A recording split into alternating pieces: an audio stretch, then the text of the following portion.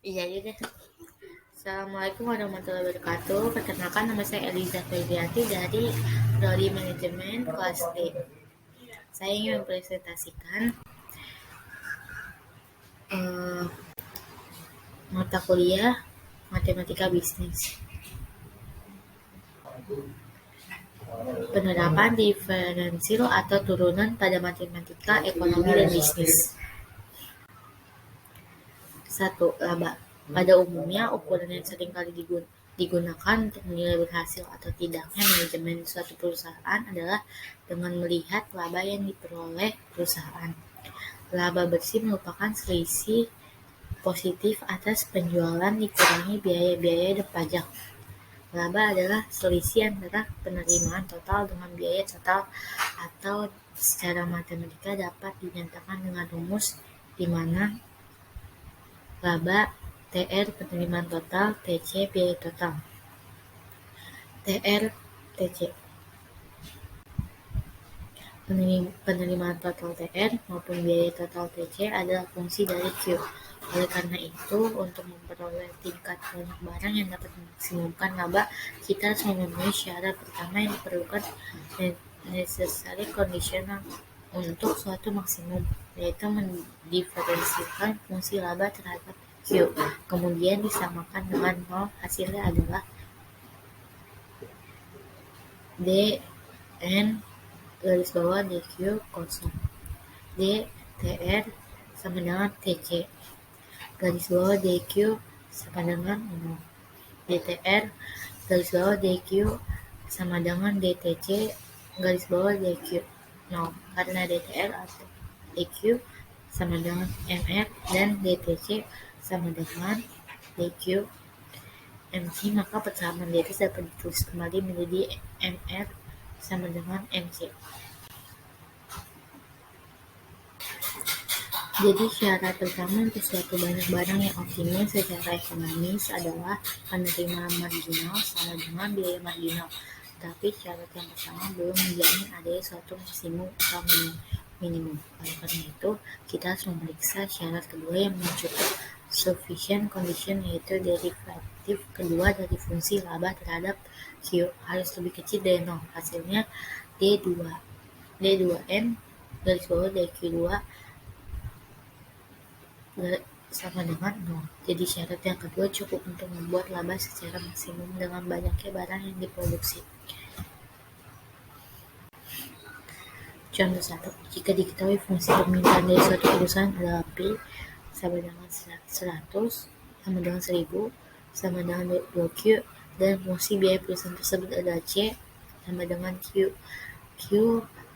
pangkat 3 sama dengan 5G 59 Q pangkat 2 tambah 13 15Q tambah 2000. Hitungan laba maksimal yang akan diperoleh perusahaan tersebut adalah diketahui P sama dengan 1000 sama dengan 2Q, C sama dengan Q pangkat 3 sama dengan 59 Q pangkat 2 tambah 13 15Q tambah 2000. Fungsi pendapatan F. Fungsi permintaan X banyak unit yang diproduksi sama dengan 100 sama dengan 2Q kali Q sama dengan 1000 Q sama dengan 2Q pangkat 2. Fungsi biaya C sama dengan Q pangkat 3 sama dengan 59 Q pangkat 2 tambah 13 15Q tambah 2000. Fungsi laba M pendapatan biaya 1000Q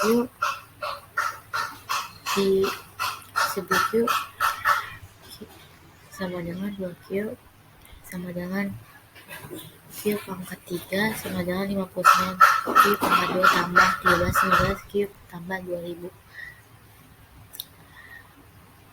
sama dengan Q 3 tambah 57 Q pangkat 2 dikurang 315 Q dikurang 2000.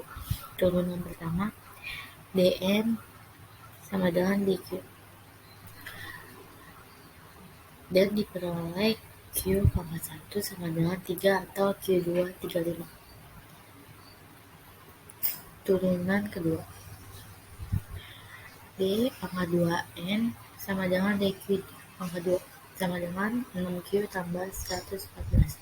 Jika Q1 sama dengan 3, maka D pangkat 2N tambah DQ pangkat 2 sama dengan min 6 dikurang 3 tambah 114 sama dengan 96,96. Laba minimumnya jika Q2 35, maka D pangkat 2N sama dengan DQ2 sama dengan min 6 dikurang 35 tambah 114 sama dengan min 66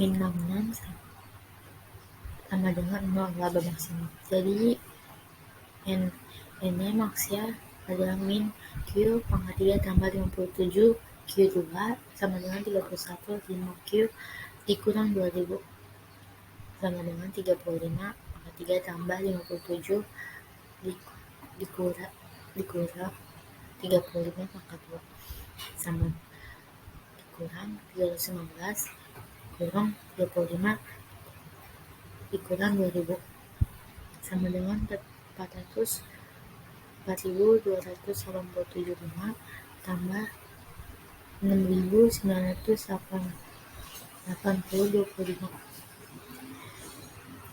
Karena Q 35, maka sama dengan 100. Berikut adalah cara pekerjaannya.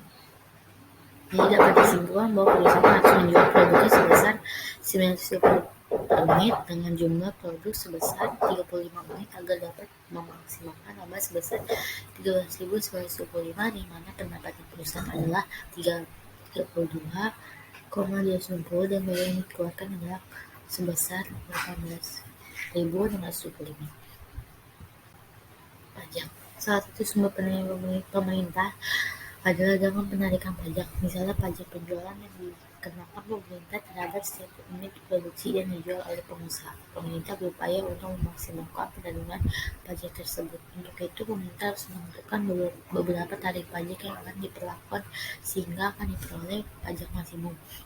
Total pajak yang akan diterima pemerintah T sama dengan T kali Q, di mana T tarif pajak yang dikenakan pemerintah dan Q jumlah barang yang diproduksi dan dijual oleh pengusaha sehingga diperoleh laba maksimum yang telah dipertimbangkan biaya pajak. Dari sudut pandang pengusaha, setelah ada pengenaan pajak dari pemerintah adalah laba pendapatan biaya tambah pajak. R sama dengan C tambah T, R sama dengan C tambah kurang T, R kurang C kurang T titik Q. Berikut adalah contoh 2. Jika diketahui fungsi permintaan dari suatu perusahaan adalah P sama dengan min 5Q tambah 100 dan fungsi biaya perusahaan tersebut adalah C sama dengan 5Q pangkat 2 dikurang 30Q. Hitunglah tarif pajak yang sebaiknya dikenakan pemerintah kepada pengusaha agar pemerintah memperoleh total pajak maksimum serta total pajak maksimum yang diperoleh oleh pemerintah. Berikut adalah contoh pendapatan laba plus pendapatan.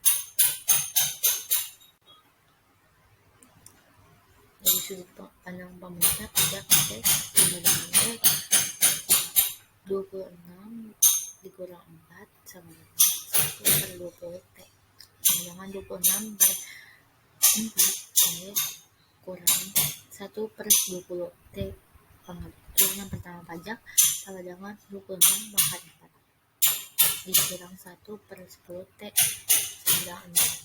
Jadi pengusaha dikenakan pajak sebesar 65 per menit.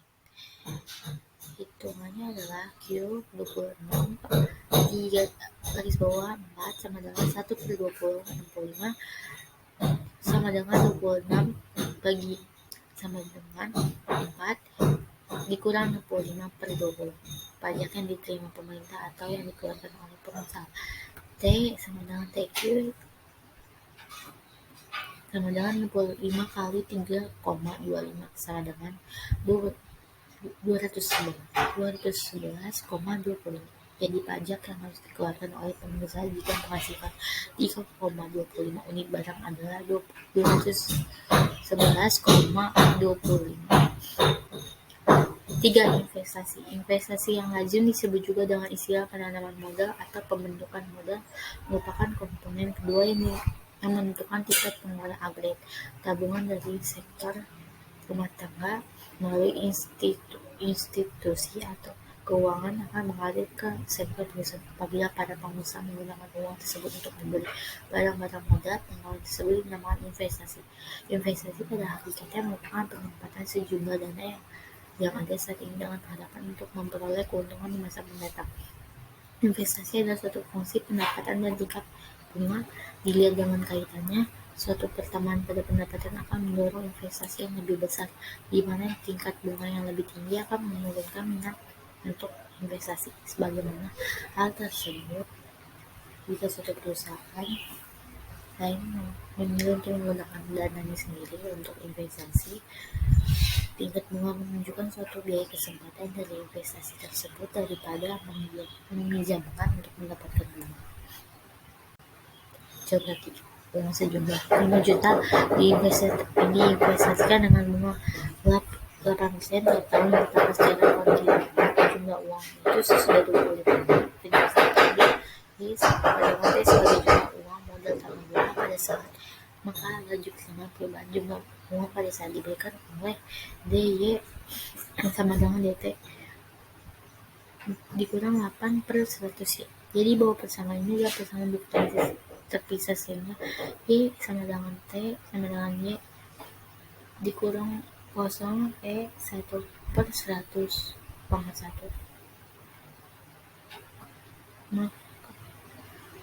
Jadi jumlah uang setelah 25 tahun ke depan adalah 36.210,41